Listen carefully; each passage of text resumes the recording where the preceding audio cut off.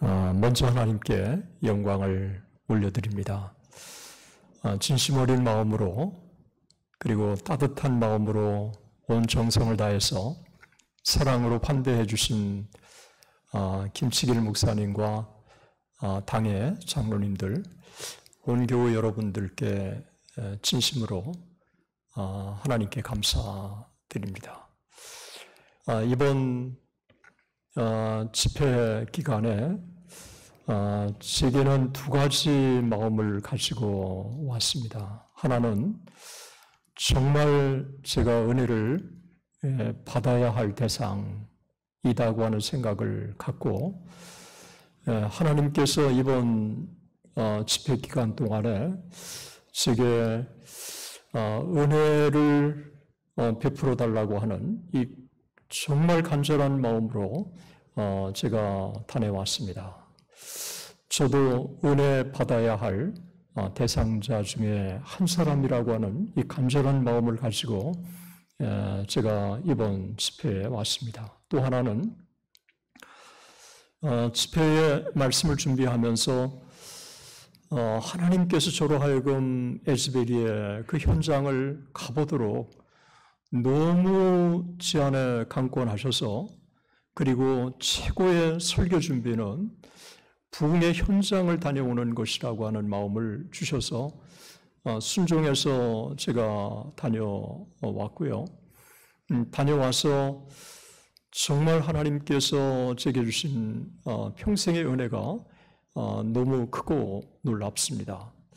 뉴욕타임즈에는 에즈베리에서 2023년 2월 8일에서 24일까지 일어난 이 부흥에 대해서 21세기의 첫 번째 메이저 리바이벌이라고 그렇게 평가했고, 그 다음에 또 학자들과 또 예배자들은 지난 several decades, 지난 수세기 동안에 일어난 강력한 메이저 부흥이라고 그렇게 뉴욕타임스가 평가했어요. 사실 진보적이고 일반 뉴욕타임즈가 쉽게 그렇게 움직이지 않는데, 저는 뉴욕타임즈가 그렇게 2023년 2월 8일에서 24일까지 일어난 에즈베리 부흥에 대해서 그렇게 참 높은 평가를 하고 있다고 하는 사실에 놀랐고,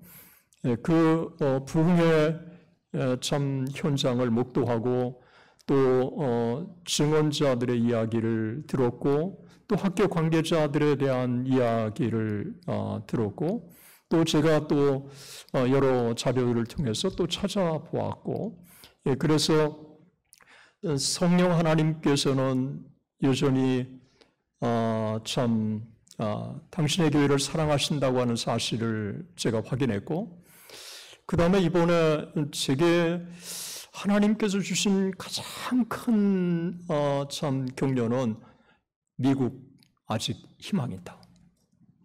미국 아직 희망이 있다 하는 생각을 가져보았습니다. 가장 종교적이지 않는 Z 제너레이션. 여러분, Z 제너레이션도 이번에야 제가 알았어요. 이번 부흥이 Z 제너레이션이 중심이 돼서 일어난 부흥이다.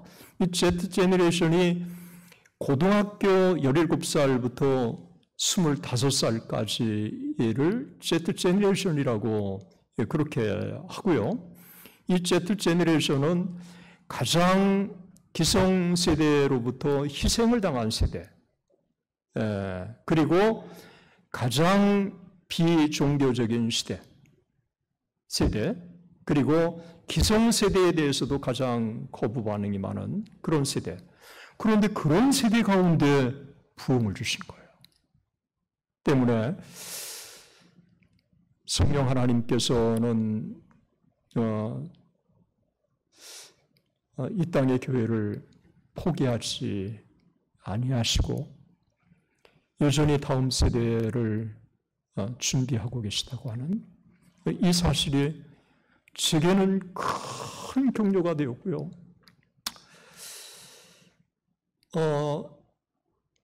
이 격려에 제 마음에 다시 2023년 원산부흥운동 120주년을 맞는 이 토론토, 그래서 토론토여 일어나라, 한국교회에 일어나라 라고 하는 이 제목을 먼저 정말 주고 나서 아니 어떻게 하지? 그런데 에즈베리 부흥 소식을 들은 거예요.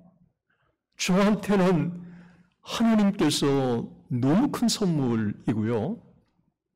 이 소식만 가지고 가도 이 토론토에 참 이번 집회 하나님이 기뻐하시겠다 하는 생각을 가지고 제가 왔습니다. 중간중간 그때 제가 목도하고 그리고 느꼈던 것들을 여러분들과 같이 나누는 시간을 제가 가지려고 합니다.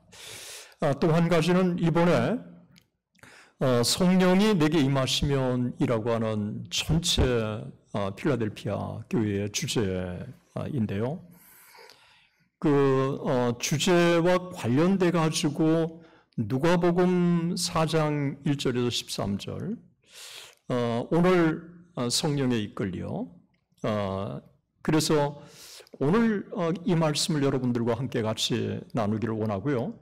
그리고 내일은 누가복음 이어서 4장 14절부터 22절까지 성령이 내게 임하셨으니 이 부분을 여러분들과 함께 같이 나누고 그리고 주일날은 사도행전 그 누가복음 5장 1절에서 11절까지 베드로를 부르시는 내가 말씀에 의지하여 라고 하는 이 베드로의 고백을 통해서 우리가 다시 초심으로 돌아가서 정말 이 시대에 하나님께서 내게 무엇을 원하시는지라고 하는 것들을 말씀을 통해서 함께 같이 나눴으면 좋겠습니다. 이러면서 제가 이번 기간 동안에 여러분들과 함께 같이 나누고 싶은 것은 예수 그리스도의 공생애를 보면 예수 그리스도의 공생애는 성령의 임하심으로 공생애가 시작되었고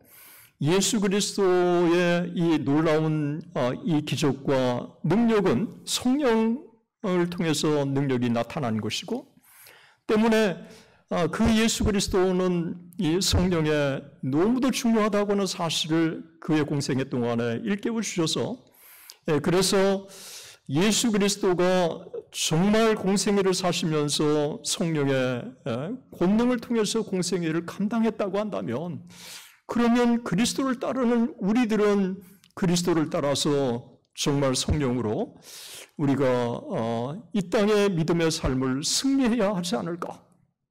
저는 이번 기간 동안에 여러분들이 정말 성령 하나님에 대해서 더 잘 알았으면 좋겠고 또 성령 하나님에 대해서 정말 여러분들이 인격적으로 체험하면 좋겠고 그리고 성령 하나님께서 여러분을 변화시켜 주시면 좋겠고 그리고 그 성령 하나님을 통해서 우리 가운데 부흥을 주셨으면 좋겠습니다.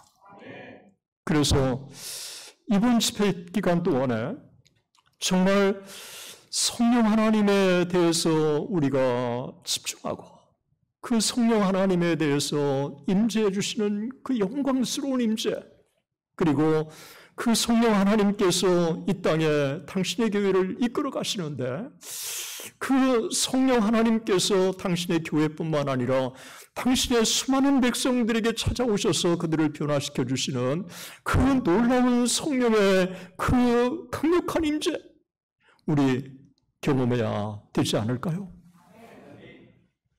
조시 두메인이라고 하는 이분의 간증을 제가 직접 에즈베리에 가서 들었습니다. 잭이라고 하는 목사님이 로마서 12장을 가지고 말씀을 전한 거예요. 그 로마서 12장을 가지고 전하면서 사랑의 실천의 중요성을 일깨워 준 것입니다. 그러면서 이 잭이라고 하는 목사님의 이 설교 내용을 제가 보니까 우리가 하나님의 사랑을 경험해야 우리가 다른 사람을 사랑할 수 있다. 하나님의 사랑을 경험하지 않고는 다른 사람을 사랑할 수 없다. 이 심플 메시지를 600명, 700명의 에즈벨이 그 칼리지 학생들에게 전한 거예요. 그런데 이재행 목사님은 자기가 말씀을 전하고 제대로 말씀을 못 전했다고 부끄러워서 바로 집으로 갔대요. 그런데 그 말씀에 도전을 받은 18명의 학생, 그리고 찬양을 인도했던 조지 두메인이라고 하는 6명의 아빠, 함께 19명이 남아서 그 현장에 있었던 거예요.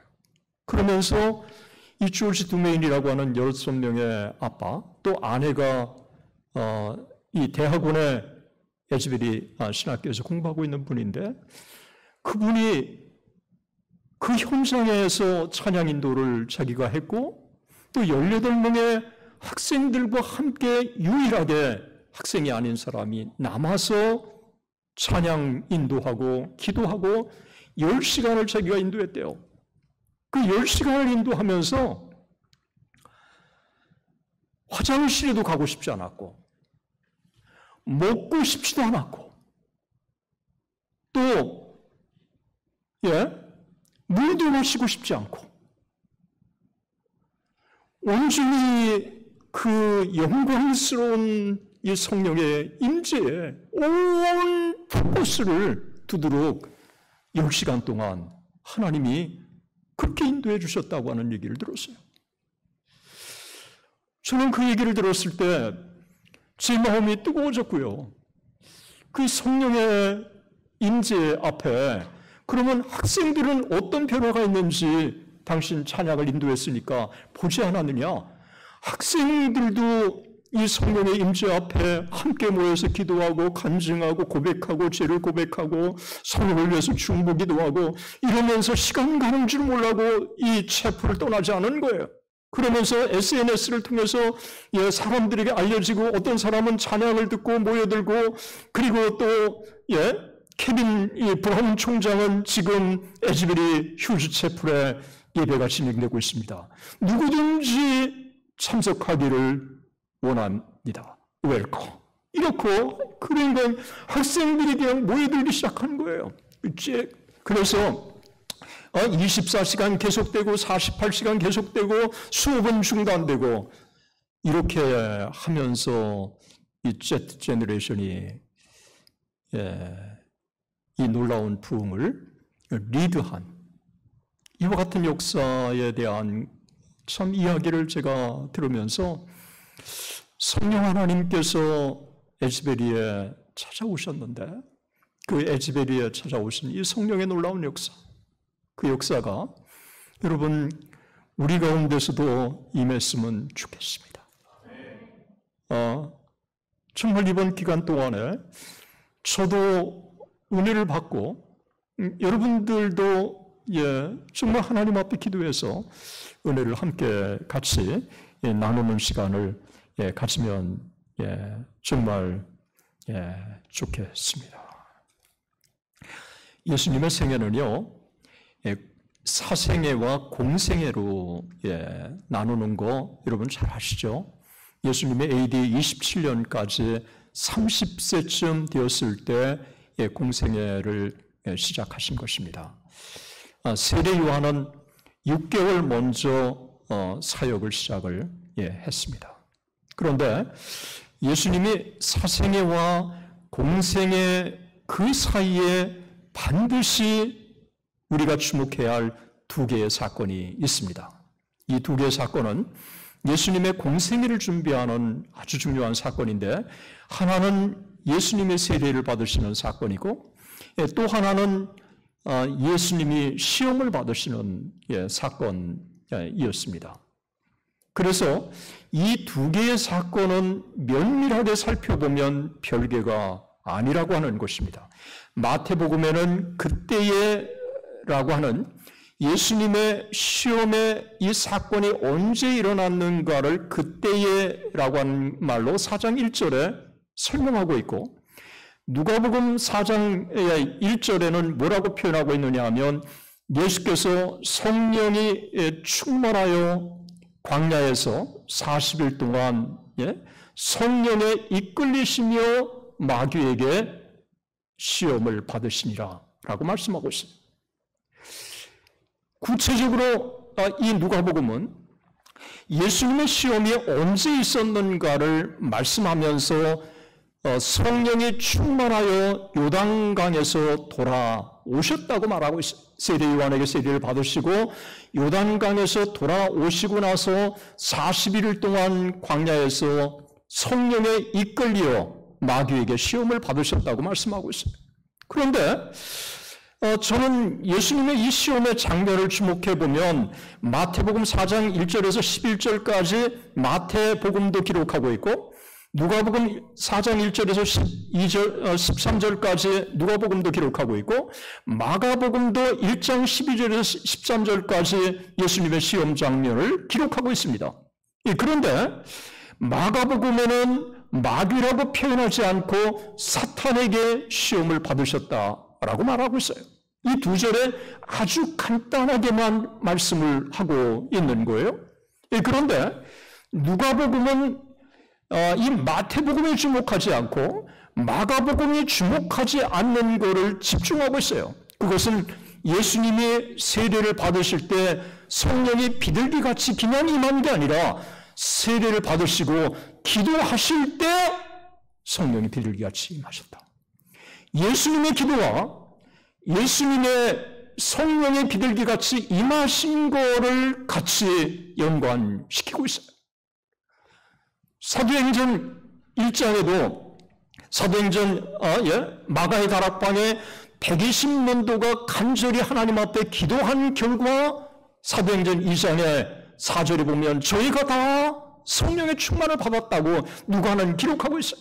그러니까 이 누가라고 하는 한 인물, 여러분 이 누가는 모든 성경의 기자들은 다 유대인이지만 유일하게 이방인 성경 기자가 누가였어요.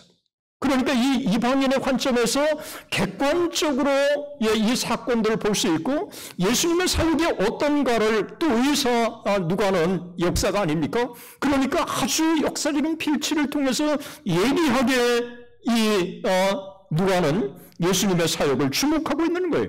다른 성경들도 아주 훌륭하게 잘 기록하고 있지만 이 누가는 그런 면에서 역사가로서 예리한 필치, 그러면서도 성령의 역사가 어떻게 아주 긴밀하게 예수님의 공생의 4세기 동안에 진행됐는가를 아주 면밀하게 주목하고 있는 거예요. 그래서 누가복음 4장 1절에 보면 성령이 충만하여 성령에 이끌리시며, 성령이라고 하는 단어를 의도적일 만큼 두 단어를 언급하고 있는 거예요. 여러분 글을 쓸 때 가장 중요한 걸 서두에 쓰지 않습니까?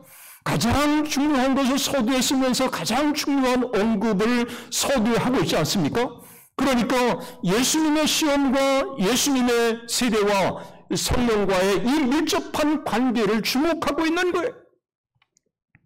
예수님이 시험을 받으실 때 어떤 장면이 진행됐는가를 누가복음을 보면 그림을 그려지듯이 아주 생생하게 이 부분을 기록하고 있는 것입니다.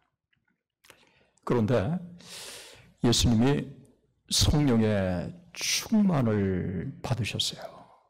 그리고 40일을 금식하셔서 영적으로 최고의 상태에 오르신 거예요. 세례를 받으실 때 하늘에서 음성이 나기를 이는 내 사랑하는 아들이요 내 기뻐하는 자라고 하는 음성이 들린 거예요. 40일 금식하고 하나님의 아들이셨고 성령이 충만하신 그분이 시험을 받으셨다고 하는 것입니다. 그렇다면 이 땅에 믿음의 사람들이 시험을 받는 것은 당연한 것입니다.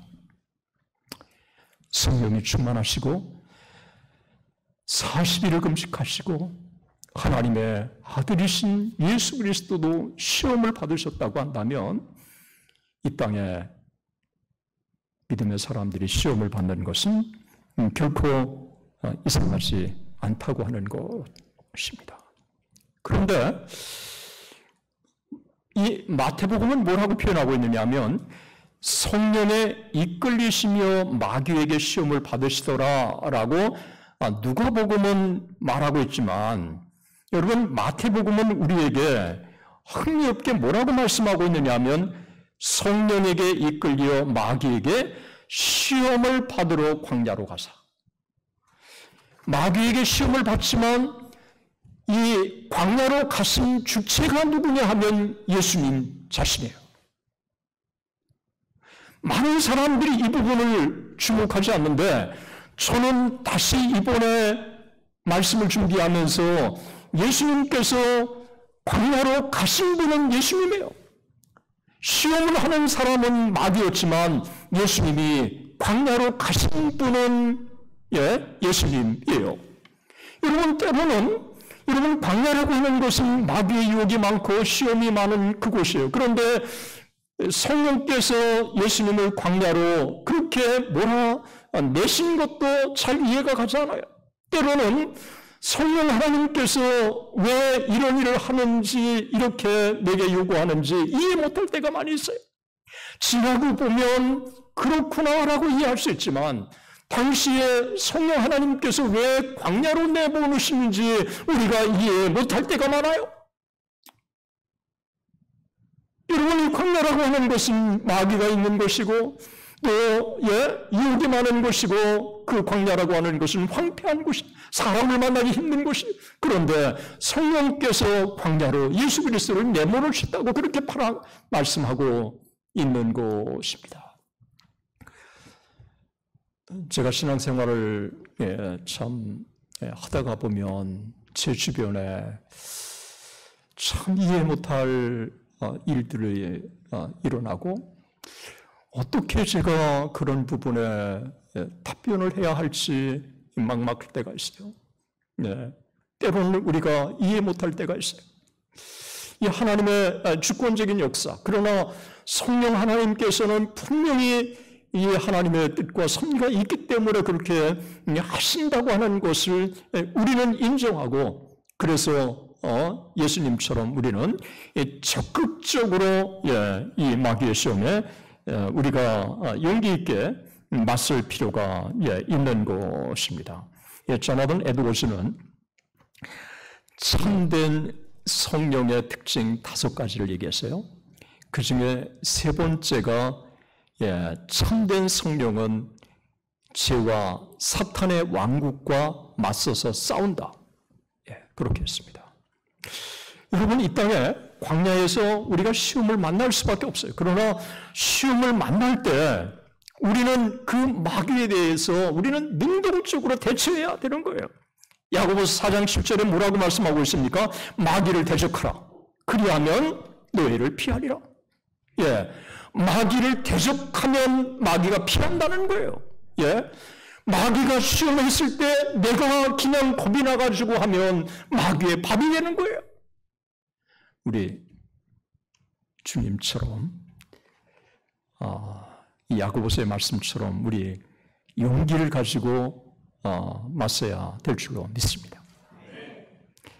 그리고 에베소 6장 11절에서 12절에 보면 마귀의 관계를 능히 대적하기 위하여 하나님의 전신갑주를 입으라 라고 말씀하고 있습니다. 예수님께서 능동적으로 대처하셨는데 그 이유가 무엇일까요? 성령이 충만하여. 성령이 충만하면 마귀에 대해서 무섭지 않습니다. 왜 그럴까요? 내 안에 성령 하나님이 역사하시기 때문에 내가 맞서지만 내 안에 성령님께서 싸워주시기 때문에 우리가 성령 충만을 받으면 마귀가 두렵지 않는 것입니다. 우리가 시험이 없게 해달라고 하나님 앞에 여러분 기도하지만 여러분 이 땅에 시험을 피할 수가 없어요. 그렇다면 우리가 하나님 앞에 어떻게 기도할까요? 그 시험을 이길 수 있는 힘을 주시옵소서. 그리고 그 시험을 당당하게 맞설 수 있도록 성령 하나님 능력을 주시옵소서. 그렇게 해야 하지 않겠습니까? 여러분 어떤지 모르겠어요. 저는 왜 고난이 그렇게 많은지 몰라요. 제 생애를 돌이켜보면 고난으로 계속된 생애예요. 이단과 싸워야 되고 암과 싸워야 되고 또 이번에 에즈벨이 가는 것도 가짜 부흥이라고 하니까 이 잘못된 거하고 또 싸워야 되고 이렇게 정말 이 진리를 위한 이 싸움, 이 하나님의 나라를 위한 이와 같은 것들이 정말 돌이켜 보면 제 생애 동안에 계속해서 이 어떻게 보면 영적인 전투의 이 연속이었습니다. 그렇지만 그 영적인 전투 속에서 피하고 싶지 않은 것은 영적인 전투에 맞설 때마다 내 힘이 아니라 성령 하나님이 도우신다고 하는 것입니다. 때문에 그때마다 나는 부족하지만 힘으로도 안 되고 능으로도 안 되고 그러나 주의 영으로 된다고 하는 고백을 우리 모두가 하는 것인 줄로 믿습니다. 주님께서 이 광야에 여러분 예수 그리스도가 광야에 갔을 때 동행자가 셋이 있어요. 이 광야를 살아가는 인생길에서 이 동행자가 늘 이 셋이 있습니다. 동행자가 하나는 성령님, 또 하나는 마귀, 또 하나가 천사가 와서 수종을 드는 것입니다. 예수님이 광야에 시험을 받으실 때 세 동행자가 있었다는 거예요. 성령에 이끌리시오. 성령은 우리 한 사람 한 사람을 이끌어 주시는 분이에요. 또 이 마귀는 시험하는 자라고 그렇게 표현하고 있어요. 그리고 또 우리에게 언급하고 있는 시험을 다 마치신 다음에 천사가 와서 수종들더라. 이 천사가 또 예수님 와서 수종된 거예요. 이 천사는 당신의 백성들이 위기를 만날 때 도와주시는 거예요.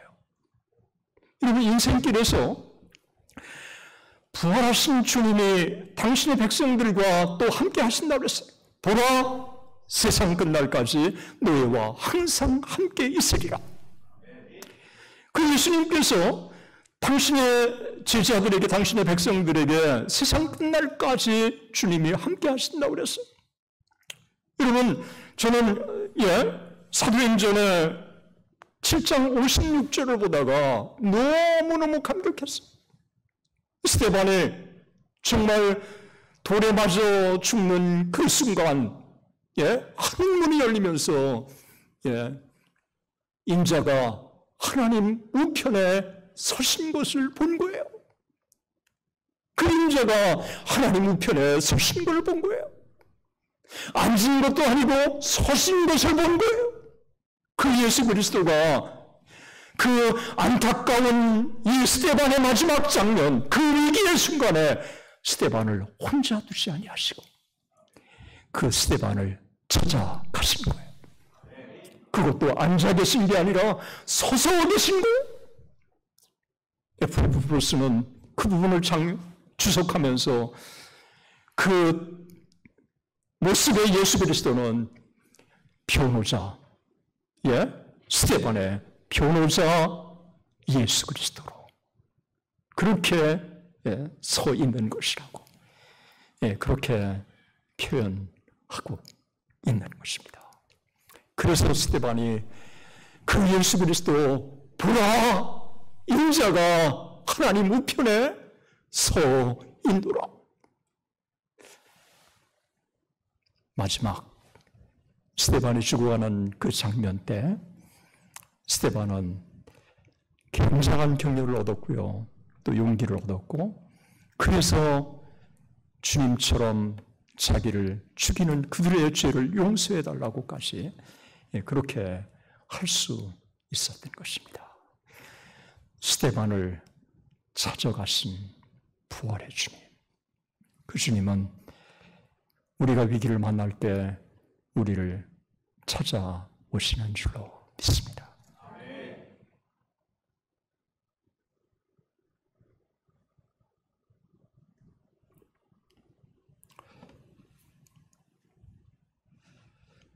포틀랜드에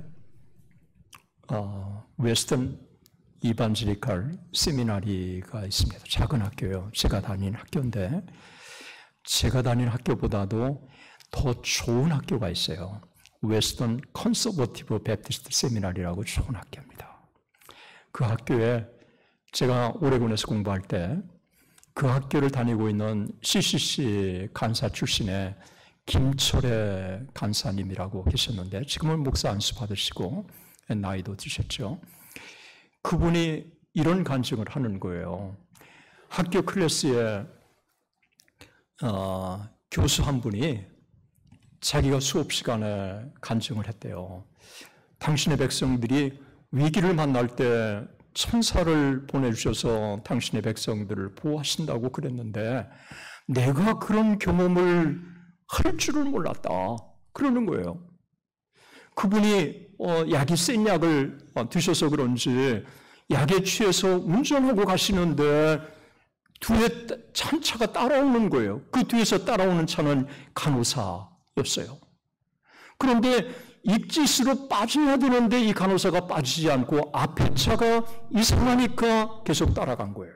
아니나 다를까 그 차가 펜스를 들이받고 언덕으로 굴러떨어지는 거예요. 급히 차를 세우고 내려가서 응급조치를 하고 119를 불러가지고 병원에 데리고 가서 병원에서 깨서 그 이야기를 다 전해 들어서 무사한 거.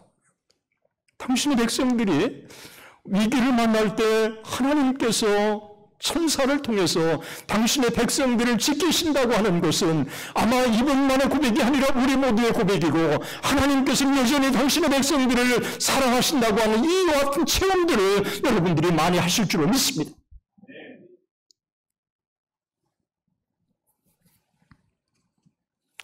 예수님이 40일을 금식하셨다라고 하는 것은 이 40일은 사람이 받을 수 있는 가장 한계. 그래서 모세가 40일을 금식했고 엘리야가 40일을 금식했고 그리고 이 40년 동안 또 이스라엘 백성들은 광야에서 광야 생활을 했고 그리고 예수님은 또 40일을 부활하신 이후에 이 땅에 계셨어요. 이 40일이라고 하는 이 숫자는 그런 면에서 성경에 상당히 중요한 의미를 지니고 있는 것입니다. 예수님이 40일 동안 금식하셨다고 하는 것을 오늘 본문은 우리들에게 아주 중요하게 다루고 있는 것입니다. 예수님이 시험을 받으신 이 장면은 아마 여러분들이 정말 많이 설교를 들어봤을 거예요. 아마 제가 볼 때 수십 번은 들어보지 않았을 거예요. 그런데 또 이 강사가 와서 또 이 설교에 아마 여러분들이 그런 마음이 있을지 모르지만 저는 저로 하여금 이 본문을 가지고 여러분들과 첫 시간에 나도록 하나님의 저한테 강한 도전을 주셨어요. 예수님께서 시험을 받으시는 이 시험은 세 번의 시험이잖아요. 첫 번째 이 돌들이 떡덩이가 되게 하라라고 하는 시험이었고 두 번째가 성전 꼭대기로 그 마귀가 데리고 가서 뛰어내리라라고 한 것이고 이 세 번째는 산 위에서 천하만국을 다 보여주면서 내게 절하면 이 모든 영광을 내게 주겠다. 이 세 가지의 시험 아닙니까? 그런데 이것을 하나하나 조금 더 디테일하게 분석해 보면서 저는 이 오늘을 살고 있는 우리들에게 이 예수님의 시험은 상당히 중요한 우리에게 통찰력과 그리고 참 어떻게 우리가 살아야 할지 교훈을 준다고 하는 것입니다. 40일을 금식한 다음에 마태복음, 누가복음은 뭐라고 표현하고 있습니까? 줄이신지라. 줄이신지라. 여러분 금식해 보신 분은 알지만 저는 이 신장이 안 좋았거든요. 젊은 날. 그래서 울산리 순복음기도원에 가서 진짜 금식을 밥 먹듯이 했어요. 한 번은 열흘을 금식을 했는데 먹는 것만 왔다 갔다 그러는 거예요. 뭐 눈을 감으면 동치미도 그렇게 맛있어 보이고 여튼 눈을 감으니까 먹는 것만 그렇게 40일을 예수님이 금식하고 나서 그 상태를 달리 표현할 길이 없어요. 줄이신지라. 여러분 인간이 받을 수 있는 가장 극한의 이 상태를 표현하고 있습니다. 그런데 한 가지, 예수님은 완전한 인간이시고 완전한 하나님이세요. 그래서 완전한 인간이기 때문에 우리와 똑같은 아픔과 고통과 슬픔과 배고픔 이런 것들이 똑같은 거예요. 그러니까 40일을 금식했을 때 인간의 한계를 완전한 인간이신 예수님도 동일하게 갖고 있는데 줄이신지라라고 그렇게 표현하고 있는 것을 여러분 이해하셔야 돼요. 그래서 첫 번째 시험에 보면 이 돌들이 떡덩이가 되게 하라. 여러분 40일을 금식했는데 떡 한 덩이만 하면 됐지 이 돌들이 떡덩이가 되게 하라라고 그랬어요. 먹으라는 얘기 한마디 하지 않았어요. 그러나 예수님께서 사람이 떡으로만 살 것이 아니라 하나님의 입으로 나오는 모든 말씀으로 살 것이라고 응수하신 것을 보면 떡덩이가 되게 해서 먹으라라고 하는 것이나 마찬가지입니다. 40일 금식한 사람에게 떡 한 덩이면 충분한 거예요. 그런데 이 돌들이 떡덩이가 되게 하라라고 하는 것은 이거는 무슨 의미가 있을까요? 메시아 권능을 이용해서 인간의 본능의 욕구를 채우라라고 하는 것입니다. 이거요, 아무것도 아닌 것처럼 보이지만 이거 굉장히 차원 높은 이 마귀의 유혹이에요. 메시아의 권능을 이용해서 자기의 욕구를 채우라라고 하는 이와 같은 것입니다. 40일을 금식하면 반드시 40일을 보호식을 해야 합니다. 열흘을 금식했으면 열흘을 보호식을 해야 합니다. 그렇지 않다면 몸이 기능이 제대로 정상으로 돌아올 수 없다고 하는 게 이게 금식기도의 능력, 최자실 목사님의 쓴 책도 그렇고 금식기도의 원칙. 3일을 금식했으면 반드시 3일을 보호식을 해야 되고요. 그리고 금식이 제일 먼저 끝났을 때는 이 동치미 국물을 그것도 싱겁게 해가지고 물처럼 한두 숟가락만 먹어요. 그리고 미음도 아주 묽게 한두 숟가락만 먹어요. 그렇게 해서 이 몸이 하나씩 소화기능이 적용하도록 그렇게 만드는 거예요. 40일 금식한 사람에게 이 돌들이 떡덩이가 되게 하라. 완전한 인간이신 그 예수 그리스도가 그런 떡덩이가 돼서 먹게 한다면 더 이상 공생애를 살 수 없도록 예수님은 세상을 떠날 수밖에 없는 것입니다. 정말이냐고요? 제가 1982년에 섬기던 교회가 천호동에 있는 어떤 교회인데 그 교회에 가족이 함께 모여서 조용히 남편은 없고요. 열심히 교회를 섬기는 분이 계셨어요. 나중에 알고 보니까 유명한 목사님, 사모님이시더라고요. 그 목사님은 부흥사로도 널리 알려주신 분인데 이분이 40일 금식을 2번을 성공적으로 하시고 자신이 있으시니까 3번째 40일 금식하고 나서 인절미를 몇 개 먹은 거예요. 세상 떠나셨어요. 세상을 떠나셨어요. 이 돌들이 똑동이가 되라라고 하는 그 말에 함축되어 있는 것은 사탄이 공생의 전에 예수 그리스도를 제거하려고 하는 굉장히 이 사탄의 의도가 있다고 하는 것을 우리는 주목해야 하는 것입니다. 예수님이 말씀을 신명기 8장 3절의 말씀을 인용하셔서 사람이 떡으로만 살 것이 아니요 하나님의 입으로 나오는 모든 말씀으로 살 것이니라. 이 말씀을 누가복음에는 사람이 떡으로만 살 것이 아니오라고 하는 것으로 끝났는데 마태복음에는 구체적으로 사람이 떡으로만 살 것이 아니오 하나님의 입으로 나오는 모든 말씀으로 살 것이라고 하는 신명기 8장 3절의 말씀을 그대로 인용을 하신 거예요. 이 말씀을 많은 분들이 오해하고 있습니다. 여기서 예수님은 떡의 중요성을 1차적으로 인정하신 거예요. 사람이 떡으로만 살 것이 아니오라고 하는 말은 떡의 중요성을 예수님은 인정하신 거예요.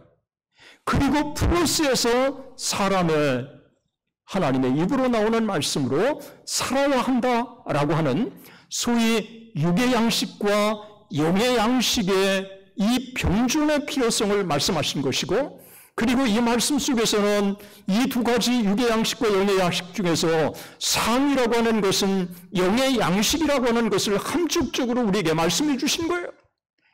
이 세상을 바라볼 때 예수님은 너희는 세상의 소금이라고 했어요. 예수님은 세상 속에서 우리로 하여금 빛과 소금의 사명을 감당하도록 우리에게 도전을 주신 거예요.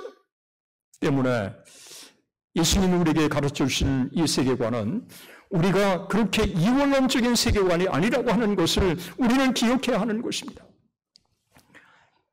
제가 은퇴하고 나서요.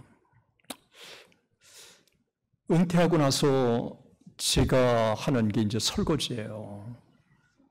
은퇴하고 나서 설거지. 그리고 또 쓰레기 치우는 거. 음식 쓰레기하고 쓰레기 치우는 거, 이게 제 역할이에요. 이 설거지를 하면서 이제 시간을 보내는데 이상하게 익숙하지 않으니까 시간이 많이 걸리더라고요. 다른 사람이 한 30분 할 거를 저는 1시간 이렇게 걸리더라고요. 설거지하고. 이 평범한 것이라고 하는 게 참 귀한 건데 내가 왜 이렇게 몰랐을까? 아내가 밥을 짓고 또 설거지를 하고 살림을 살아줬기 때문에 내가 주의 일을 하고 책을 쓰고 강의도 하고 이런 거를 할 수 있었는데 왜 내가 하는 것은 더 주의 일이고 아내가 집에서 청소하고 설거지하고 집안일을 하는 거는 내가 하는 것보다 왜 그렇게 중요하다고는 그동안에 내가 생각하지 않았지. 제가 정말 깊은 지안에 반성을 해가면서 설거지를 하면서도 또 생각을 하면서 하나하나 그렇게 제가 그냥 살아가고 있어요.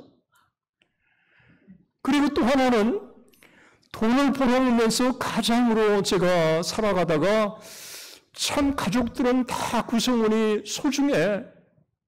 그런데 돈은 나 혼자 벌어오잖아.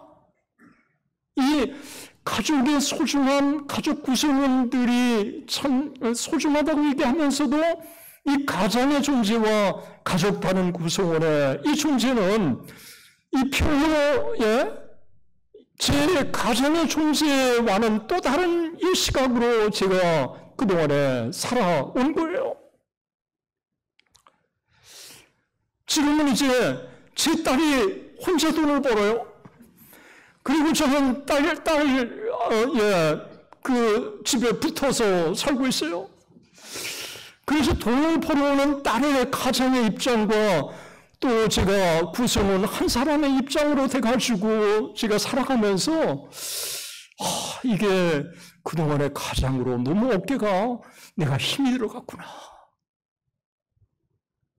예, 제가요, 요즘은, 내가 그동안에 합판으로 또 제대로 못했고, 어머니로, 정말 남편으로 또 제대로 못했고, 아니, 그렇다고 내가 학교에서 이런 교만한 마음을 가지고 강의했는데, 그 강의가 잘한 거야? 이런 제 안에, 정말 깊은 제 안에 이 삶 속에서의 영성이 뭔지, 이 삶 속에서 주님과 함께 교제가 나누는 게 뭔지, 여러분, 주님은, 사람이 떡으로만 살 것이 아니에요. 떡의 중요성을 주님은 인정하셨어요. 그러면서도 동시에 우리 주님께서는 하나님의 입으로 나오는 그 말씀의 소중함을 동시에 인정해 주신 거예요. 요즘은 제 자신을 보면서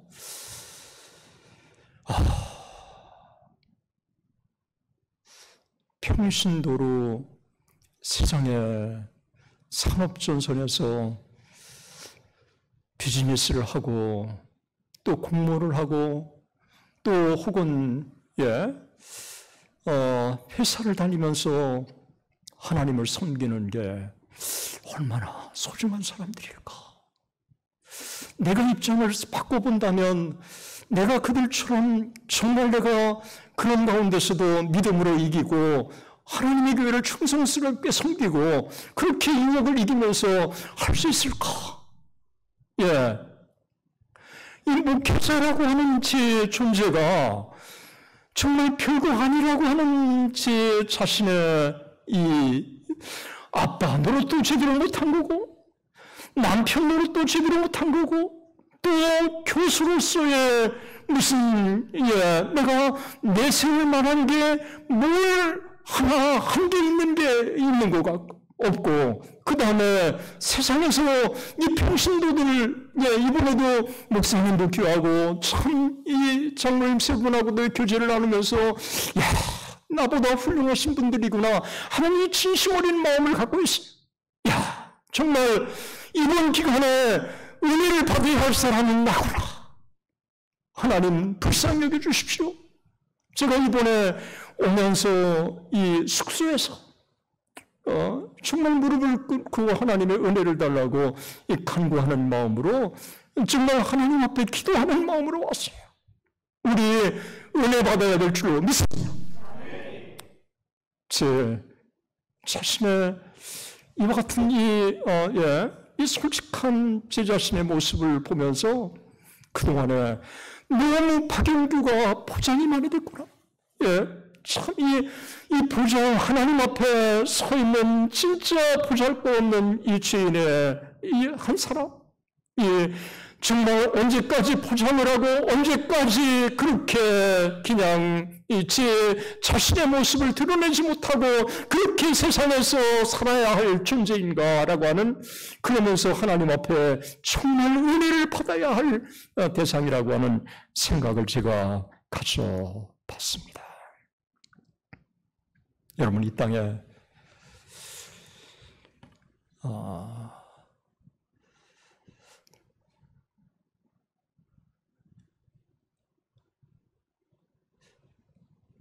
하나님의 말씀을 가지고 우리가 동시에 세상에서 살도록 말씀하고 있다는 사실을 우리에게 도전이 되고요. 그리고 많은 사람들은 둘 중에 하나에 함몰되기 쉽습니다.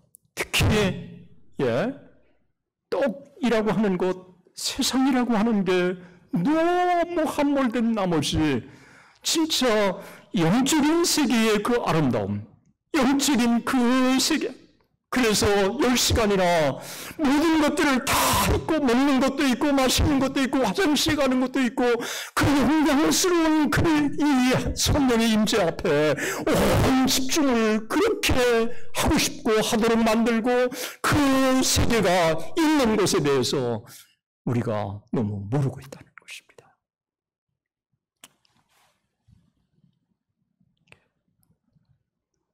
예수님을 데리고 성전 꼭대기에 마귀가 데리고 갔습니다. 그리고 나서 예수 그리스도에게 뛰어내리라고 그렇게 요구했습니다. 여러분, 이 시험이 어떤 성격의 시험일까요? 이 성격의 시험은 메시아의 권능을 가지고 성부 하나님을 시험하도록 요구한 거예요. 메시아의 권능. 그것도 성경을 인용하면서 시편 91편 11절과 12절의 말씀을 인용하면서 이 예수 그리스도를 시험한 거예요. 너 하나님의 아들이잖아. 그러면 뛰어내리면 하나님께서 주의 사자를 보내서 다치지 않게 손으로 받들어준다고 이야기했잖아. 그러니까 네가 정말 메시아이거든, 하나님의 아들이거든, 한번 뛰어내려봐. 정말 하늘에서 음성이 들렸잖아. 이거요. 우리 안에 갖고 있는 과시하고 싶은 이 본능적인 것들을 이용해서 사탄이 메시아의 권능을 이용해서 하나님을 시험하라고 요구한 거였습니다. 그것도 예루살렘 성전을 시험의 장소로 택했다는 것입니다. 여러분, 예루살렘 성전은 거룩한 곳이잖아요. 하나님의 임재하는 곳. 그런데 마귀가 예루살렘을, 하나님의 성전을 시험의 장소로 택했다는 거예요. 여러분, 사탄의 시험의 장소는 이 세상에 어디에도 예외가 없어요. 거룩한 교회 안에서도, 그리고 우리의 가정 안에서도, 우리의 직장 안에서도, 어디에서든지 이 사탄은 우리를 유혹할 수 있다고 하는 것을 우리는 주목해 봐야 하는 것입니다. 메시아의 본능을 과시하고 입증하도록 그렇게 요구한 거였습니다.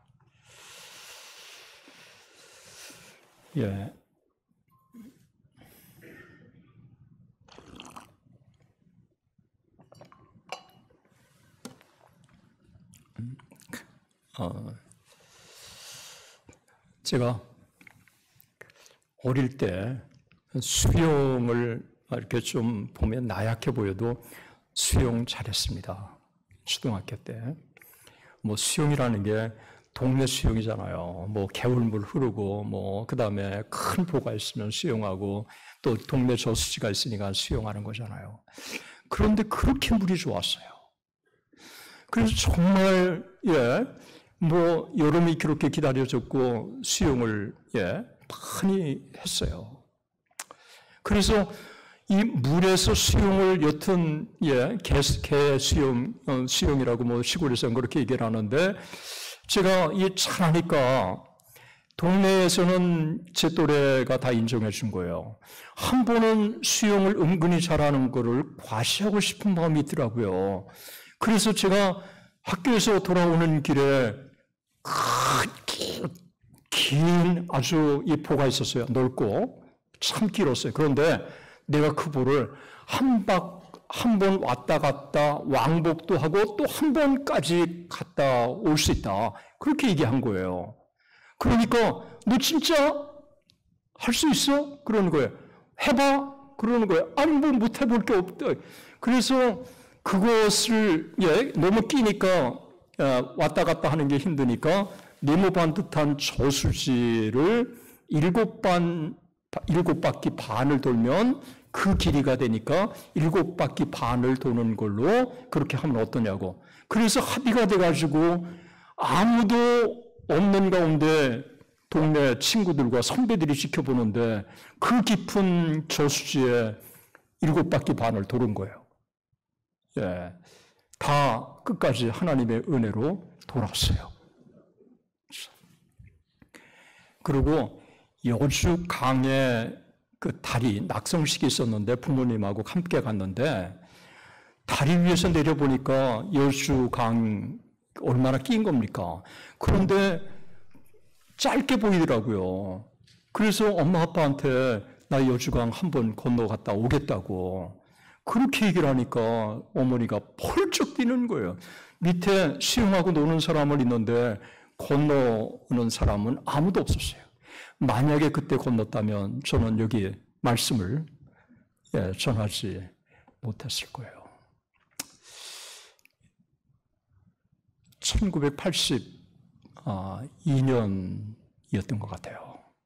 제가 전도사로 청년부를 맡았는데 이 청년부를 맡은 청년부를 데리고 한탄강가 여러분 대한수도원을 간 거예요. 대한수도원에 가서 이제 집회 끝나고 그랬는데 청년들이 저를 한탄강에 장난한다고 던진 거예요. 물이 젖은 거죠. 옷을 입은 채로. 그런데 또 옛날에 그 본능이 또 발동해가지고 옷을 입은 채로 한탄강을 제가 건너간 거예요. 이거 살인행위였어요. 잊을 수가 없어요. 한탄강 옷 입은 채로 건넜는데 얼마나 물살이 셉니까? 그런데 가서 보니까 이 바위라 뭘 풀이라도 잡고 잠시 쉬고 돌아와야 되는데 아무것도 없는 거예요. 맨 바위라. 그리고 다시 옷 입은 채로 다시 돌아오는데 갈 때는 비슷함에 갔는데 돌아갈 때는 이 물이 세서 제가 견디지 못하니까 이렇게 조금만 더 하면 그냥 더 이상 가망이 없는 그렇게 제 생전에 그렇게 간절히 불쌍히 여겨달라고 하나님 용서해달라고 여기서 정말 하나님 앞에 진짜 간신히 무쇠에 달아가지고요 제 그냥 쓰러졌어요. 옷 입은 채로.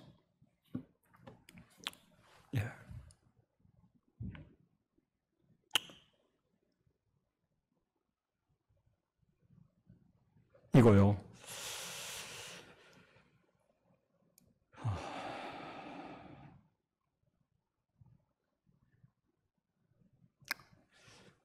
위기를 만났을 때 하나님께서 당신의 백성들에게 그 위기 가운데 구해달라고 기도하는 것은 성경적입니다.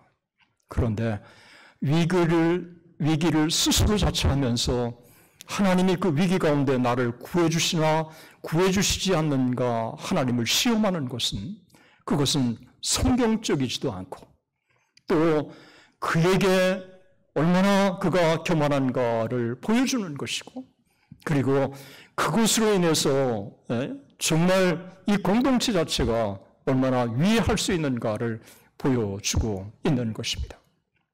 사탄은 시편 91편 11절과 11절의 말씀을 인용하셨어요. 그런데 그 인용하면서 두 가지를 잘못해 주고 있어요. 그것은 오늘 본문의 말씀에 보면 91편 하나님의 그 말씀에 그의 사자들을 명하사 너를 지키게 하시리라고 누가복음에 되어 있지만 실제로 시편 91편에 보면 그의 천사들을 명하사 네 모든 길에서 너를 지키시리라. 여러분 모든 길이라고 하는 것을 이 마귀는 빼버리고 지키시리라라고 말씀했어요. 하나님의 약속을 자기가 일부를 바꾸고 변개한 거예요. 이 하나님의 말씀의 약속을 이렇게 약간 바꿈으로 말미암아 이간질을 딱 한 거예요. 또 문제가 뭐냐 하면 잘못 인용한 것입니다. 당신의 백성이 위기를 만날 때 하나님께서 당신의 백성들을 지키신다고 하는 이 약속의 말씀이지 스스로 위기를 자초하면서 하나님께서 나를 위기 가운데 지키시나 안 지키시나 그렇게 테스트해보라고 하는 말씀이 전혀 아니라고 하는 것입니다. 하나님의 말씀을 바르게 인용해야 합니다. 오늘날 사탄들은 하나님의 말씀을 자기에게 유리하도록 변개해서 수많은 사람들을 미혹하고 있다고 하는 사실을 우리는 기억해야 되고요. 사탄도 하나님의 말씀을 인용하고 있다고 하는 것도 우리는 주목해야 하는 것입니다. 그래서 하나님의 말씀을 우리가 잘 알아야 하는 것도 바로 여기에 있는 것입니다. 그래서 예수님께서는 너희가 마사에서 시험한 것 같이 너희가 하나님 여호와를 시험하지 말고 너희 하나님 여호와께서 너희에게 명하신 명령과 증거하신 것과 규례를 삼가 지키라. 주 너희 하나님을 시험치 말라라고 말씀하시면서 신명기 6장 16절의 말씀을 인용하신 거예요. 그런데 신명기 6장 16절의 말씀이 뭡니까? 하나님은 믿음의 대상, 신뢰의 대상이지 시험의 대상이 아니라고 하는 것입니다. 그리고 우리가 해야 할 게 뭐냐? 그 하나님의 규례를 지키고 하나님의 명령을 지키고 그리고 하나님께서 하시는 그 증거들을 우리가 눈여겨보고 또 실천에 옮겨야 한다고 하는 것을 말씀해 주고 있는 거예요. 하나님은 결코 시험의 대상이 아니라 우리의 신뢰의 대상이고 우리가 믿음의 대상이고 그 하나님이 우리에게 요구하시는 것에 우리가 해야 할 것은 순종인 줄로 믿습니다. 이 부분이 우리에게 너무 중요한 것입니다.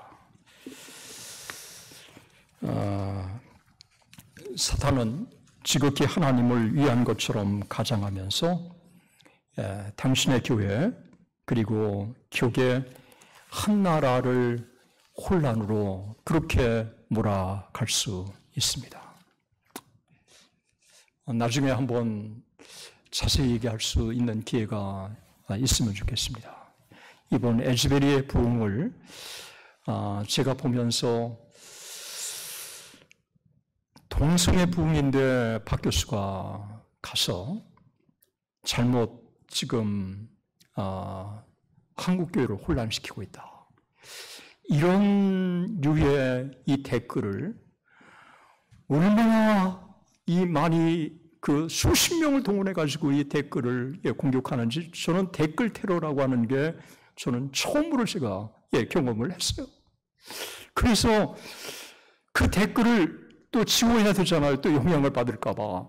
그래서 2시간 있다가 깨고 또 지우고 3시간 있다가 깨고 이러면서 지난 2주 동안의 이 진리와 이 바른 성령께서 역사하시는 것에 대한 이 잘못된 이 곡해하는 부분들과 또 맞서야 된다고 하는 이 부분들을 제가 보면서 정말 이 거룩한 하나님의 이름을 가지고 오히려 하나님을 공격하는 이와 같은 이 사탄의 유혹에 너무도 많은 한국에 참 목회자들이 넘어가고 있고 심지어 교수도 저한테 전화를 오고 왜 박 교수 그렇게 하냐고 또 얘기까지 하고 그런 것들이 제 안에 있었어요. 그래서 우리가 영적으로 깨어 있어야 합니다. 내게 저라면 천하만국을 주겠다. 그렇게 얘기했습니다. 이 세 번째 시험은요, 이 누가복음에는 두 번째 있는데, 이 세 번째 시험은 만일 하나님의 아들이거든이라고 하는 게 세 번째 시험에는 없습니다.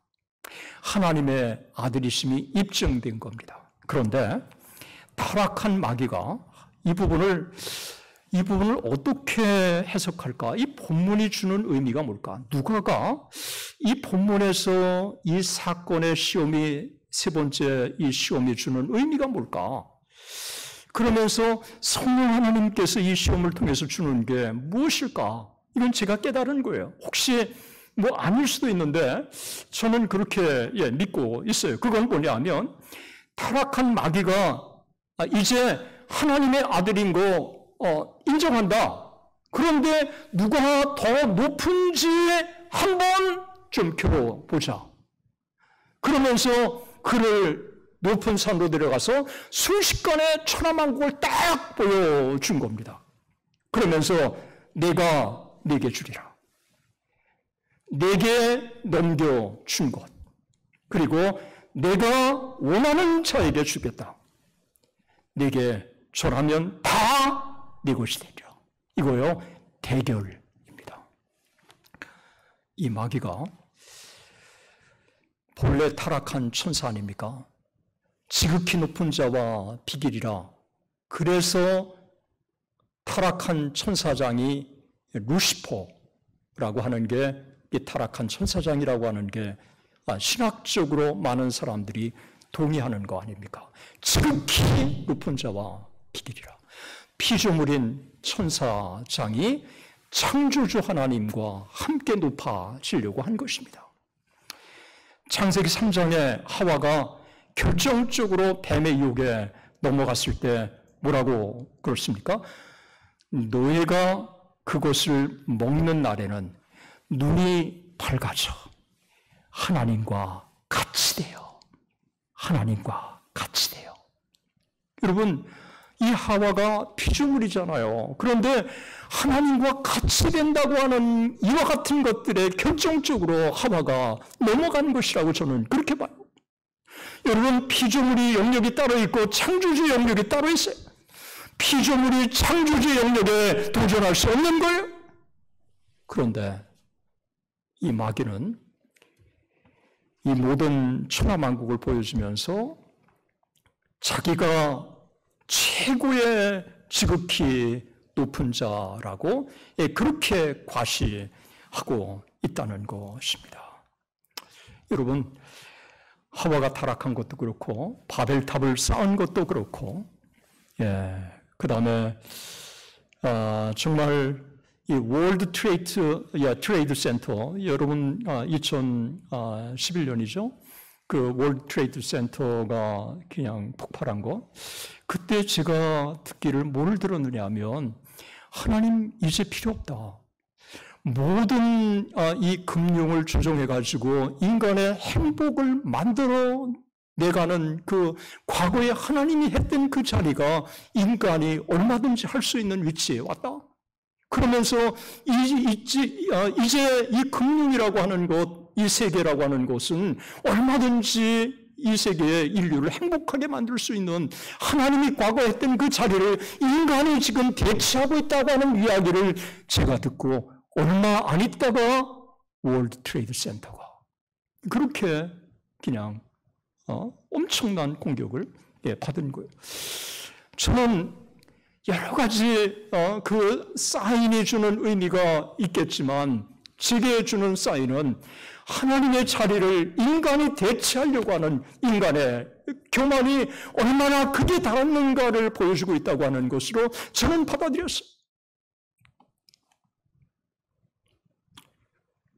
그런 인간이 코로나19 앞에 힘없이 무너져 내리지 않았습니까?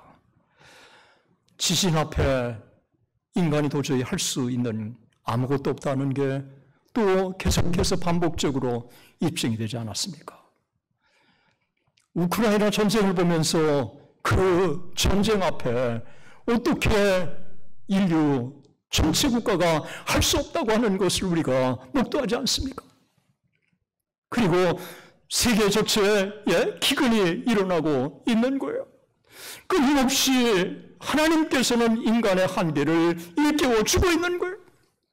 그래서 인간의 이 한계 속에서 정말 하나님이 의지할 대상은 하나님밖에 없다고 하는 사실을 끊임없이 자연재해를 통해서, 인류의 재앙을 통해서, 그리고 인간이 만들어낸 이와 같은 우상의 인멸망을 통해서 우리에게 보여주고 있기 때문에 우리가 영적인 눈을 뜨고 이 세상을 바르게 봐야 될 줄로 믿습니다. 이렇게 오늘날 지금 되어지고 있는 이와 같은 이 현상들을 우리는 주목해서 봐야 하는 것입니다. 사람이 인기를 얻으려면 끝이 없는 것입니다. 끊임없이 더 인기를 얻으려고 하고, 더 높아지려고 하고, 제가 그 유튜브를 이제 은퇴하면서 학교에 더 이상 강의하지 않고, 또 외부의 강의도 최소한에 줄이고, 더 많은 청중들에게 좀 제가 그동안에 하나님이 은혜 주셨던 것들을, 교회사를 하나하나 차곡차곡 좀 같이 나누면 좋겠다. 그래서 유튜브를 시작했는데, 이 유튜브가 또 구독자가 많아지고, 또 좋아요가 또 많이 눌러지면 또 기분이 좋고, 또 유튜브가 또 이렇게 또 이 유튜브가 은근히 또 박용규의 또 어떤 존재감을 과시해가는 것으로 이거 요즘 고민하고 있어요. 이거 유튜브도 이제 내려놔야 될까? 우리요, 하나님께서 끊임없이 우리에게 정말 우리 자신들을 돌아보지 않으면 우리는 끝없이 교만해지려고, 높아져도 더 높아지려고 하는 이와 같은 끊임없이 우리 안에 이와 같은 것이 있다고 하는 것을 우리는 하나님 앞에 깨닫고 주님 앞에 나가야 될 줄로 믿습니다. 사탄은 너 대단한 존재야. 너 그 죄는 보통 죄는이 아니야. 이렇게 해서 스스로 내 존재감을 드러내도록 끊임없이 붙이고 있는 거예요. 그래서 그 부추긴 것들 때문에 인기 가수들이 그렇게 인기를 얻다가 인기가 떨어지면 자살하고 공황장애가 오고, 그리고 유명한 목사들도 자기 자신을 드러내려고 끊임없이 노력하고, 이렇게 해서 정작 하나님 앞에 서 있는 한 인간, 그래야 하나님 앞에 은혜를 받은 한 인간, 그래서 정작 붙들어야 될 것을 붙들지 못하는 한 인간의 모습을 우리는 얼마든지 볼 수 있다고 하는 것입니다. 이단에 넘어가는 많은 사람들, 이단은 자기가 재림주라고 그러고, 그래서 이 재림주라고 하는 말 속에는 내가 이 세상을 창조했다고 하는 창조주라고 하는 것을 함축하고 있고, 내가 이 세상을 구원하는 인류의 구원자라고 하는 것을 함축하고 있어요. 정말 한국에 너무도 많은 수많은 이단들이 많아요. 그런데 그 수많은 이단들이 하나같이 지극히 높은 자라고 하는 이 루시퍼가 했던 똑같은 전략을 쓰고 있는데도 불구하고 그를 하나님으로 믿고 따르는 수많은 이단들이 있습니다. 제가 정말 안타까운 한 사람이 있습니다. 제가 실명을 좀 대려고 합니다. 서울여자대학교 총장을 지냈던 정구영 총장이십니다. 정구영 총장님은 1984년에서 4년 학장을 했고, 또 이어서 2텀을 총장을 지낸, 그래서 12년 동안 서울여자대학교의 학장과 총장을 지낸 서울여자대학교에서는 심화적인 존재입니다. 어제 제가 가서 웹사이트에 들어가 보니까 웹사이트에 그 총장 다 그대로 있더라고요. 최고의 학발, 서울여자대학을 나왔지만 고려대학교, 서울대학교에서 박사학위 받고, 웨스턴 이반제리칼 세미나리에서 그가 참 기독교 교육으로 석사까지 받고 한국에 들어와서 4년 학장, 8년 총장을 지낸 최고 학벌 사람이었어요. 어느 날 제가 집회를 갔을 때 목사님이 정구영 총장님을 모시고 싶어서 전화했더니 자기가 지금 만민중앙교회 다닌다고 그렇게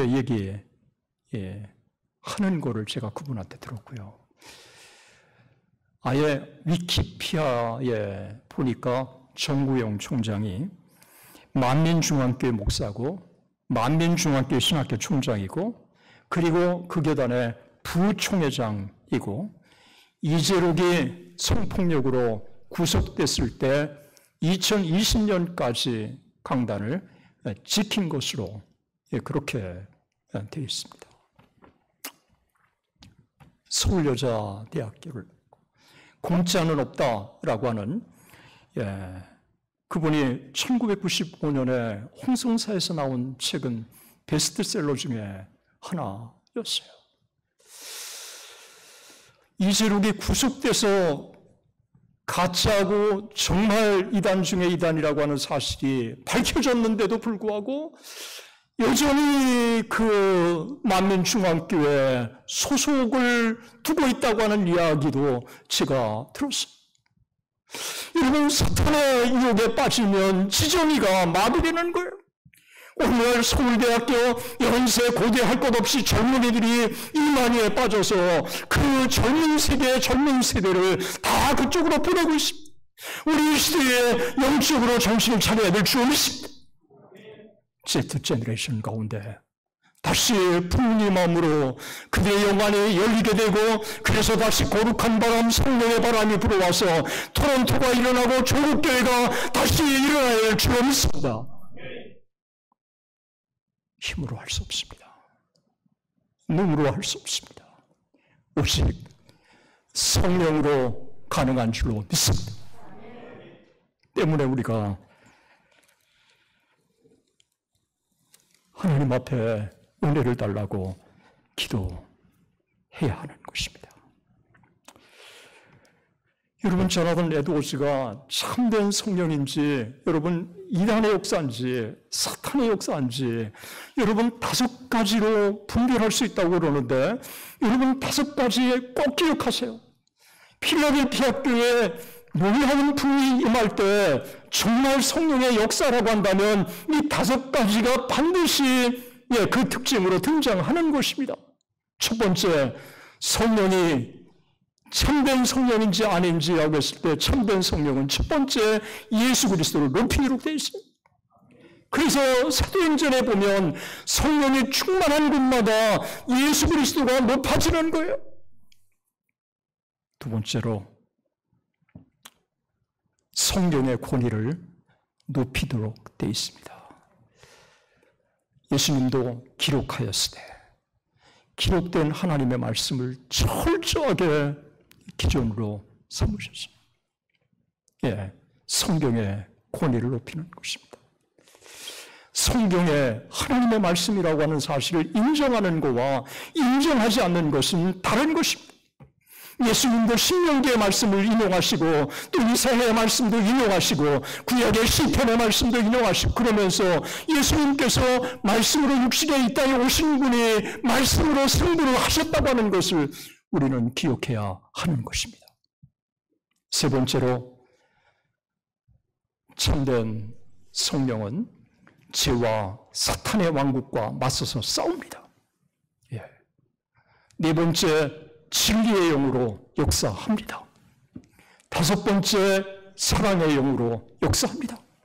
성령이 임하면 다른 사람을 바라보게 하시고 또 공동체를 바라보게 하시고, 이와 같은 은혜가 내뿐만 아니라 다른 사람에게 있으면 좋겠다고 하는 마음을 갖게 되고, 하나님 조국에도 부흥의 바람, 성령의 바람이 불어오게 달라고 하는 이런 간절한 마음이 우리 안에 일어나게 해주시는 줄로 믿습니다. 이번 에즈베리 부흥의 현장을 가서 제가 느낀 게 있습니다. 여러분, 성령이 강하게 임하시면, 성령이 임하면 자기가 죄인이라고 하는 사실을 고백해요. 성령이 임하면 그래서 회개운동이 일어나는 거예요. 그래서 평양대북운동은 회개운동이라고 얘기하는 것입니다. 1903년의 원산붕운동도 회개운동이에요. 성령께서 임하시면 자기가 죄인이라고 하는 사실이 깨달아지는 거예요. 그래서 바울이 자기가 죄인 중에 괴수라고 얘기했고, 그리고 만삭되지 못한 태어난 자라고 자기가 그렇게 고백하고 있고, 그리고 나된 것은 하나님의 오직 은혜라고 하는 고백을 바울이 그렇게 한 거 아닙니까? 그래서 오거스틴이, 성령에 충만한 오거스틴이 뭐라 그랬어요? 제일 첫 번째 미덕이, 기독교의 미덕이 뭐냐? 그러니까 겸손이다. 두 번째가 뭡니까? 겸손이다. 세 번째가 뭡니까? 세 번째도 겸손이다. 여러분, 성령이 우리 가운데 임하면 자기의 실성을 보게 되고, 그리고 나의 모든 것이 하나님의 은혜라고 하는 고백을 하기 때문에 정말 하나님의 은혜인 것을 고백하게 되고, 나된 것은 하나님의 은혜이기 때문에 하나님 앞에 겸손할 수밖에 없는 줄로 믿습니다. 이번 에즈바리 부흥회 그 현장에 갔을 때 홍보 담당을 하신 아비 라우브라고 하는 참 책임자가 부흥이 임하고 나서 캠퍼스 가운데 뭐가 달라졌느냐 그렇게 물어봤어요. 그랬더니 세 가지를 얘기하더라고요. 부흥이 임하고 또 동시에 임하고 나서 조이, 기쁨이 공동체 가운데 있었다. 두 번째, 휴밀리티, 겸손이 공동체 가운데 있었다. 세 번째, 유니티, 일치와 연합이 있었다. 여러분, 정말 성령께서 부흥이 임하시면 우리를 하나 되게 하시는 줄로 믿습니다. 그냥 이해하는 차원이 아니라 진짜 이웃을 내 몸처럼 사랑할 수 있는 이 사랑의 마음을 주시기 때문에 다른 사람을 사랑하게 되고 또 유니티가 생기게 되고 그리고 다른 사람을 존경하게 되는 거예요. 그래서 1차 대각성운동이 일어났을 때 자라던 에드워즈는 놀라운 부흥이 임하고 나서 노덴프턴 안에 그동안에 수십 년 동안 가장 큰 문제였던 이 동네가 반조각, 3조각이 났던 것들이 지난 수년 동안 이렇게 하나 된 적이 없다라고 말하고 있습니다. 성령은 하나 되게 하시는 영인 줄로 믿습니다. 이 놀라운 은혜. 정말 제게도 이와 같은 은혜를 주셔서 가족이 하나가 되고 정말 이 은혜가 주셔서 교회마다 하나가 되고 또 이 은혜를 주셔서 정말 이 조국이 하나 되어서 통일의 길을 앞당기고 아시아와 세계 선교의 사명을 감당하는 그날이 속히 오게 해달라고 하나님 앞에 우리 기도해야 하지 않을까요?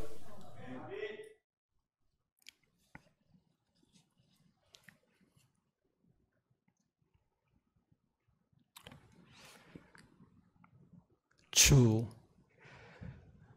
너의 하나님께 경배하고 다만 그를 섬기라. 신명기 6장 13절의 말씀인데요.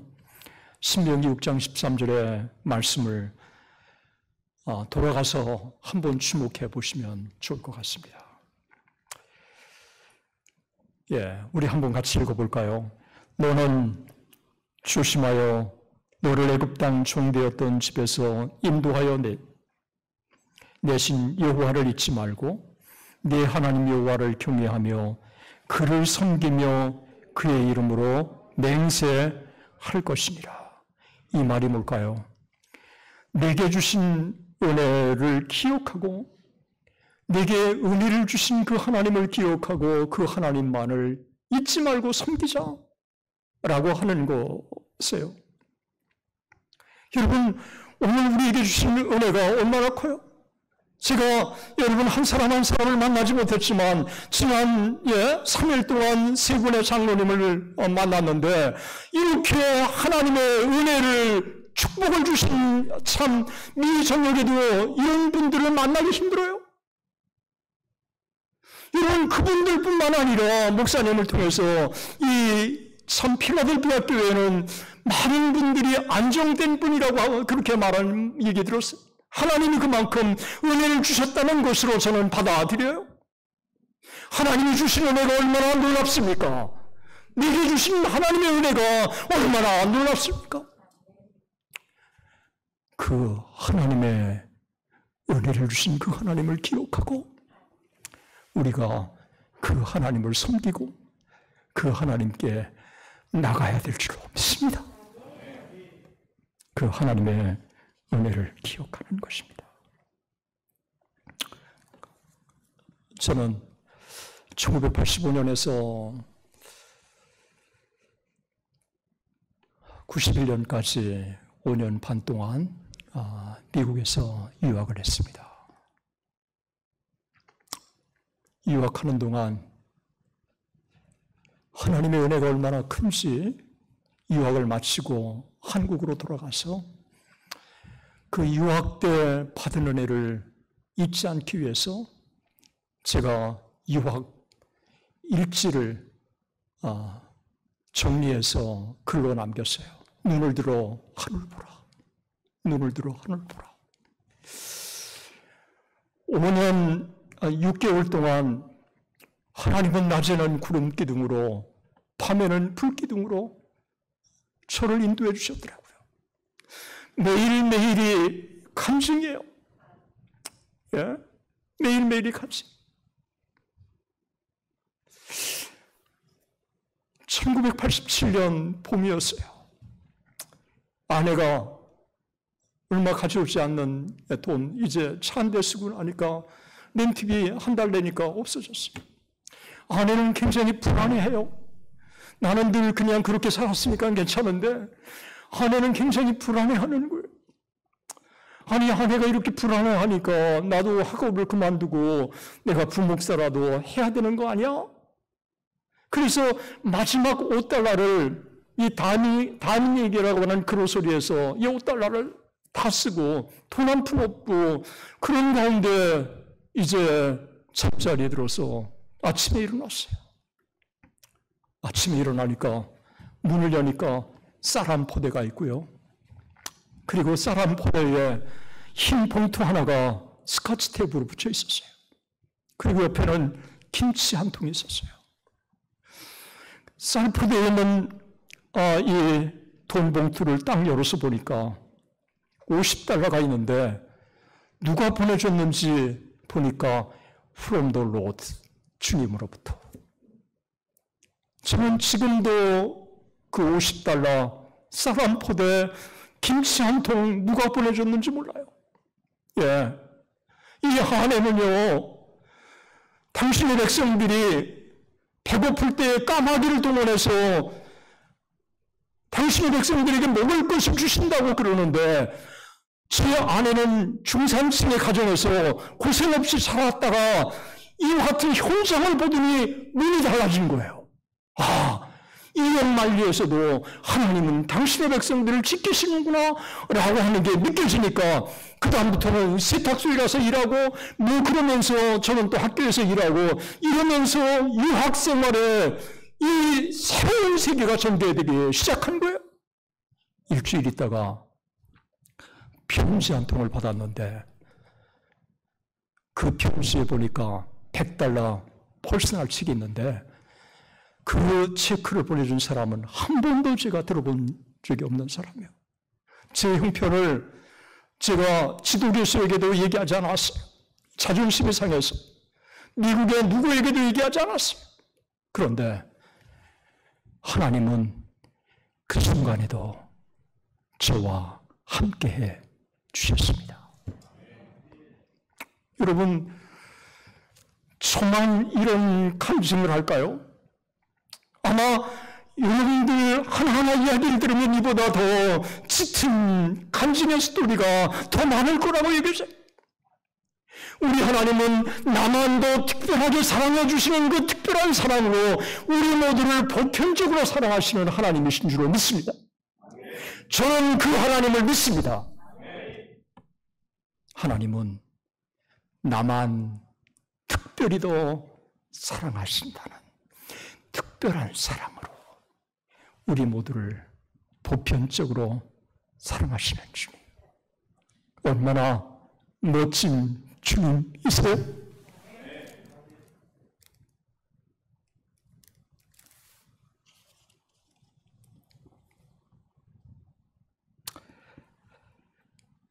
공약 같은 인생길에서 누구나 시험을 만날 수 있습니다. 예외가 없습니다. 하나님의 아들 예수 그리스도 성령이 충만한 그분도 시험을 당하신 것입니다.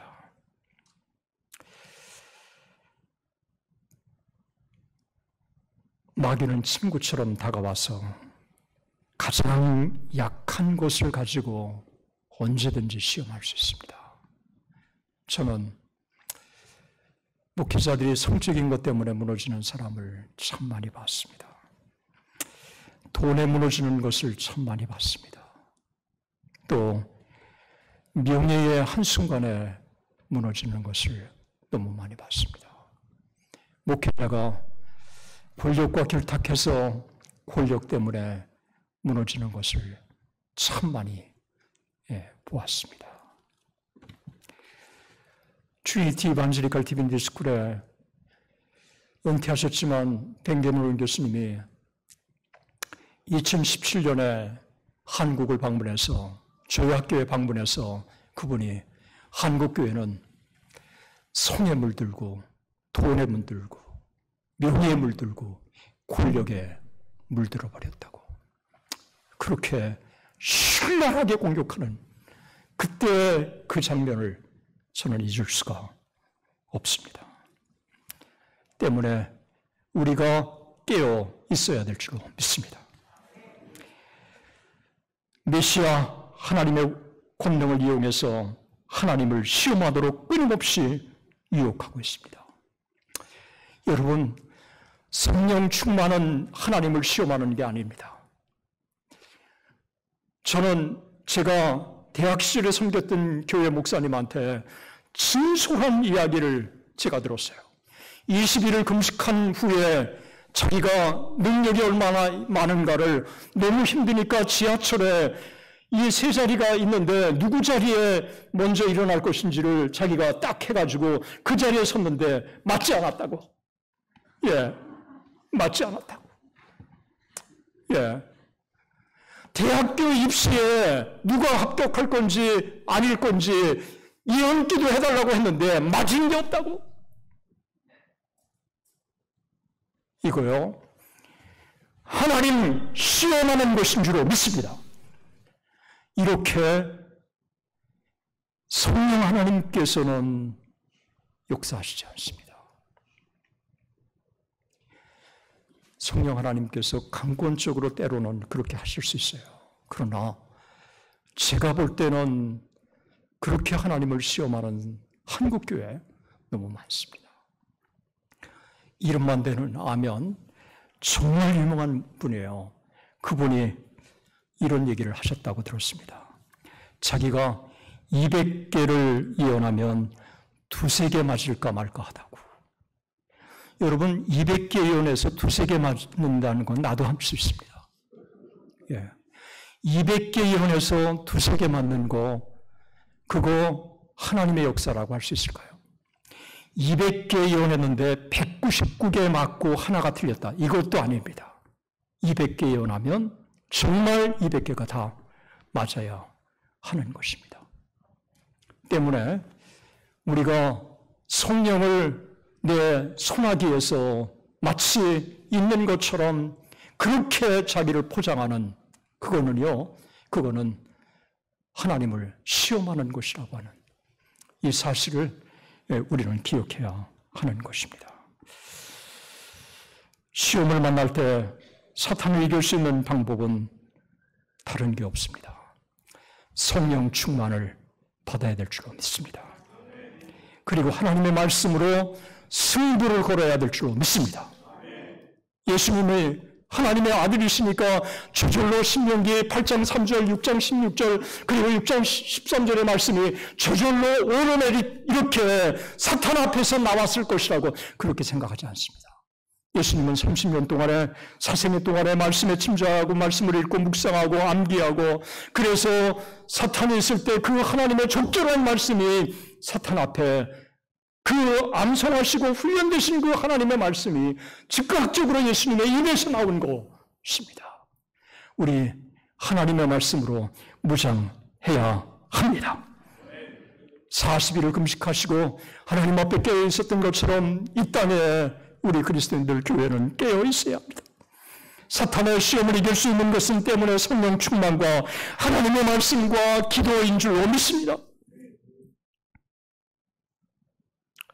너희가 내 안에 거하고 내 말이 너희 안에 거하라. 그리하면 이 모든 것을 너희에게 이루시리라. 요한복음 15장 7절, 너희가 내 안에 거하고 내 말이 너희 안에 거하라. 거하면 예수님이 우리 안에 거하시는 것이나 예수님의 말씀이 우리 안에 거하시는 것이나 동격이라고 하는 것을 우리는 기억해야 하는 것입니다. 사탄이 그렇게 우리를 유혹한다고 할지라도 동행자가 셋이 있다는 거 기억하십시오. 누구예요? 성령님, 천사, 마귀. 마귀가 아무리 시험할지라도 성령 하나님이 우리를 인도하시고 붙들어 주시고 지키시고 위기 가운데 하나님의 백성을 천사를 통해서 동원하셔서 지켜주시고 부활하신 예수님이 스데반을 찾아가신 것처럼 부활하신 주님이 보라 세상 끝날까지 너희와 항상 함께 있으리라고 말씀하신 것처럼 우리와 함께 하시는 줄로 믿습니다. 오늘 시간 여러분 어떻게 해야 될까요? 광야 같은 이 세상에 우리가 어떻게 승리할 수 있을까요? 우리 성령의 충만을 함께 간구하십시다. 에스겔에 임하신 그 놀라운 성령, 가장 비종교적인 시대에 그 세대에 임하신 성령 하나님, 여기서 얼마 멀지 않는 그곳에 임하신 성령 하나님, 그 성령 하나님 우리 가운데 임재해 주시옵소서.